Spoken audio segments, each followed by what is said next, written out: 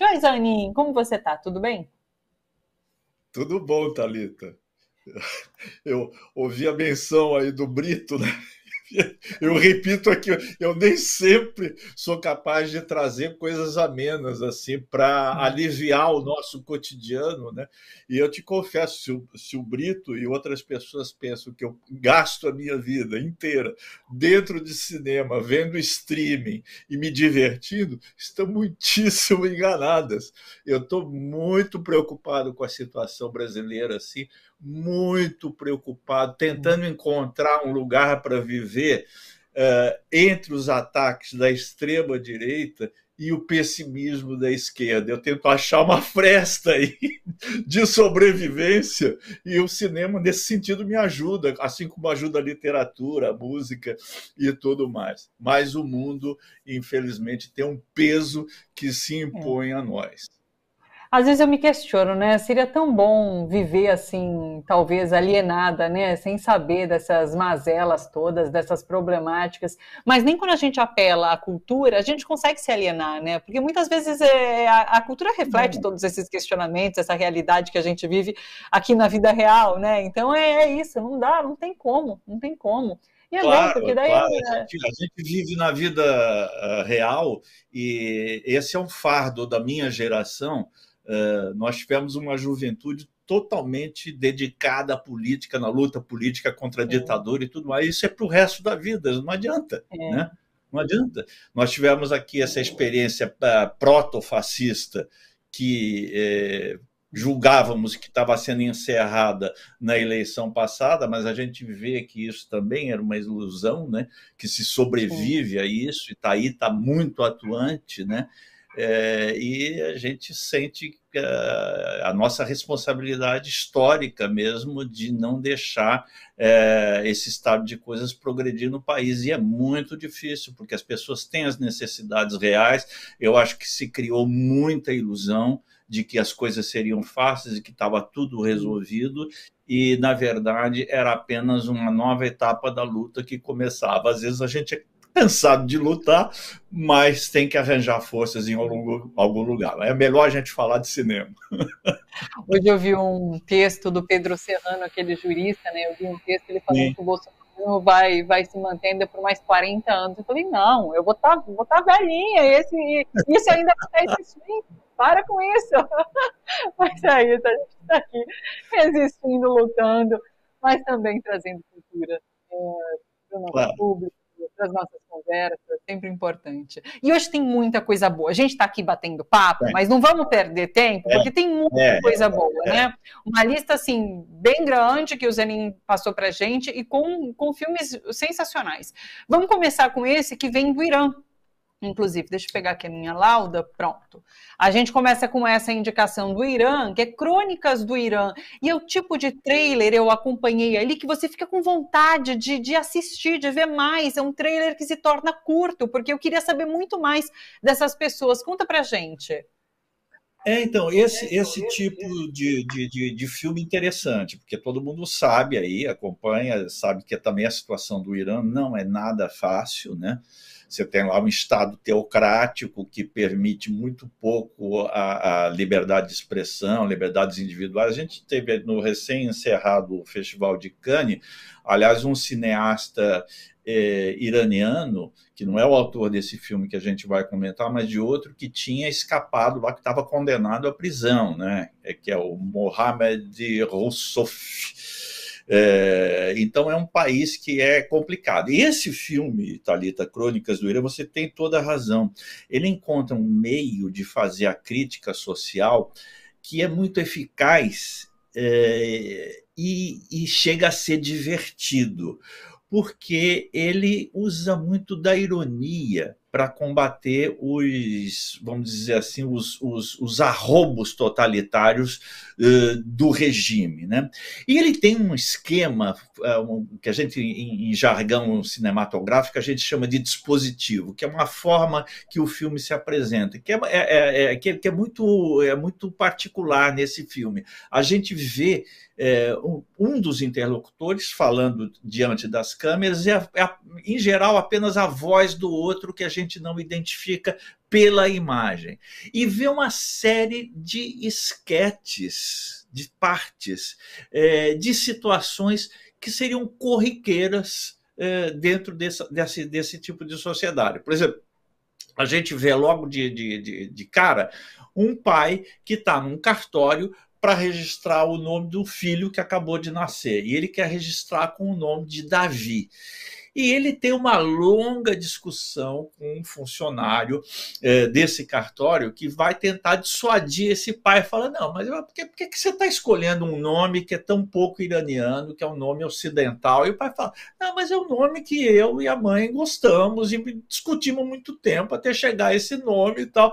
E o funcionário fala, não, mas por quê? Você tem alguma coisa contra? E a conversa vai tomando um sentido político, né, que estava oculto no começo da conversa, né, de tentar ver como a presença, essa presença opressiva do Estado na vida particular das pessoas está nas pequenas coisas, nas coisas mais íntimas, como um casal que tem um filho e decide registrar um determinado nome, mas o Estado se interpõe entre esse desejo e a consecução desse desejo numa ata de nascimento lavrada em cartório.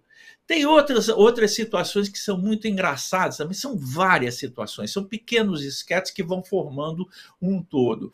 Por exemplo, a gente vê uma garota, apareceu aí na tela há pouco, uma garota vestida com roupa do Mickey, dançando aquelas dancinhas do TikTok, né? E com fone de ouvido. Enquanto isso, a mãe está num lugar comprando uma roupa iraniana típica, porque vai haver uma cerimônia em que a menina precisa ser vestida com a roupa típica e agradável para esse Estado teocrático, que a menina não está dando a menor bola para isso, está envolvida no seu TikTok, da sua dancinha e tudo mais. Esse tipo de coisa acaba sendo um discurso mais eficiente do que se chegasse alguém dizendo, olha, não adianta o Estado querer se impor, porque as pessoas, a juventude, as adolescentes têm outro tipo de preocupação, outro tipo de valores e tudo mais, e não adiantam, elas não vão entrar nessa onda de Estado totalitário e tal.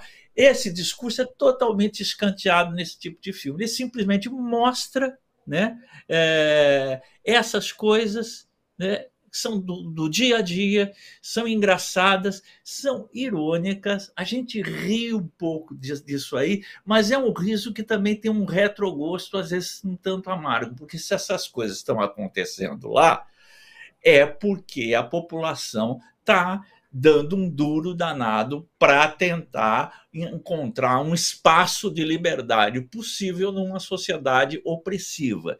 E que quando joga para valer e esgota os seus meios de persuasão, tende a ser extremamente violenta, como tem sido com esses cineastas. São vários cineastas lá que foram para a prisão, alguns em prisões domiciliares, e alguns proibidos de filmar. Eles são, às vezes, proibidos por longos períodos de exercer sua profissão, como é o caso desse cineasta que eu citei e que foi premiado no Festival de Cannes. Ele acabou fugindo do país e hoje ele se estabeleceu na Alemanha para poder ter uma vida mais livre e poder exercer a profissão dele sem que ninguém lhe dite as regras, o que ele pode ou não pode fazer.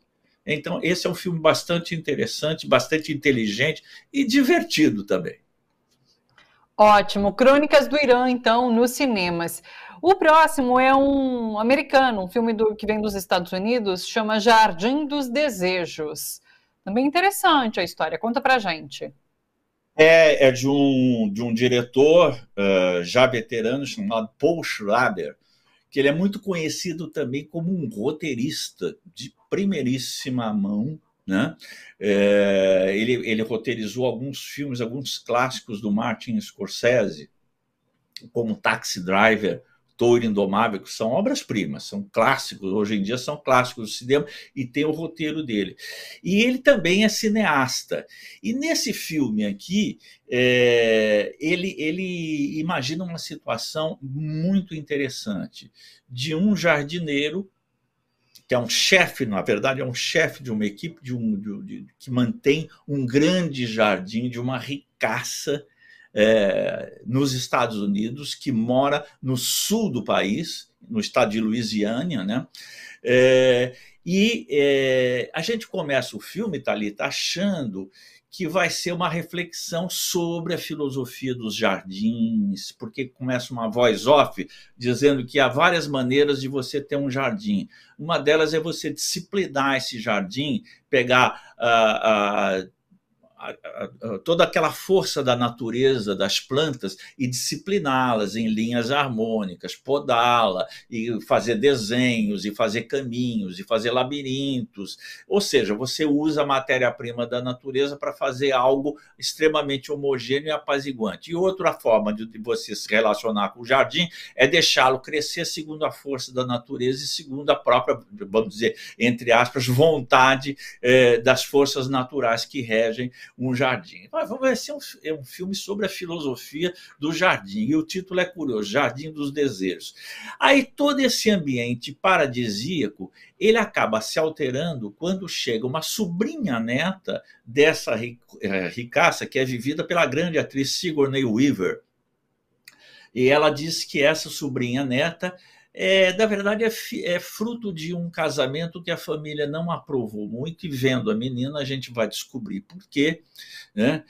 E que, na verdade, é a última herdeira que ela tem, e que só ela pode continuar com aquele jardim quando ela se for, a Sigourney Weaver, né?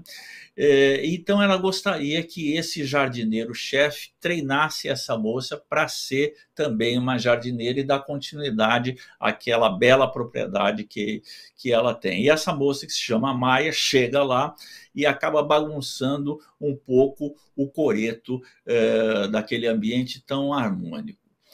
O Paul Schrader, ele tem vários filmes, ele parece que tem uma obsessão em tentar mostrar o que existe por trás de ambientes aparentemente apaziguados e de pessoas aparentemente impolutas. De como essas pessoas e esses ambientes muitas vezes têm coisas assim absolutamente inconfessáveis, passados inconfessáveis, e que acabam surgindo de novo à tona, como na psicanálise se fala do retorno do reprimido, né? Aquilo que você joga para debaixo do tapete acaba voltando e volta até com mais força do que tinha antes, né? E, na verdade, o que vai ser explicitado nesse filme é não apenas um passado bastante comprometedor desse jardineiro, né? Mas também os resquícios do racismo de uma sociedade escravocrata, como foi a sociedade norte-americana, em especial no sul do país, e que acabou gerando a Guerra Civil Americana entre os estados do norte e os estados do sul, em torno dessa questão escravocrata, né? Então, é um filme que faz, de uma maneira assim muito elegante, muito sutil, toda essa prospecção daquilo que o sonho americano não quer revelar, que são as suas origens, baseadas no passado escravocrata, no passado genocida dos povos originários, isso vai aparecer também, né? E numa tremenda desigualdade de classes que se transfigura, se disfarça naquela velha utopia do sonho americano, que é a da terra da oportunidade para todos. Todos teriam oportunidade nessa sociedade que seria aberta, democrática, e que se julga apta a exportar o seu modo de vida para todo o mundo. Enfim, é um filme muito inteligente, muito bem interpretado. Eu gostei muito desse filme, bem legal.